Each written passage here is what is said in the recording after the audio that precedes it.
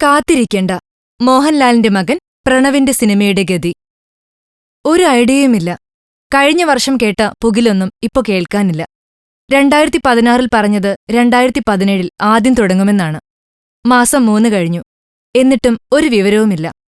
അഭിനയകലയുടെ രാജാവ് മോഹൻലാലിന്റെ എൻട്രിയാണ് വിഷയം. പ്രണവ് ആദ്യം അഭിനയിക്കുന്നത് ജിത്തു ജോസഫിനൊപ്പമെന്നാണ് കേട്ടത്. കേട്ടത് മാത്രമല്ല, അങ്ങനെയായിരുന്നു.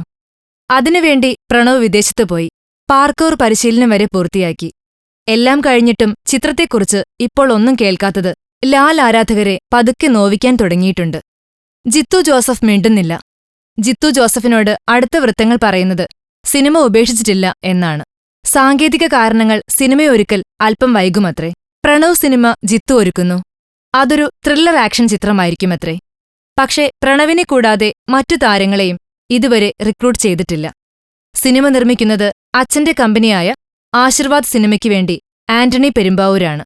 രാജാവിന്റെ മകനു വേണ്ടിയല്ലേ? കാത്തിരിക്കാൻ നമുക്ക് ക്ഷമയോടെ ആ വരവ് ആഘോഷിക്കാൻ. ഫിലിം കോട്ട്. കൂടുതൽ സിനിമാ വിശേഷങ്ങൾക്കായി ഈ ചാനൽ സബ്സ്ക്രൈബ് ചെയ്യൂ. Film coat.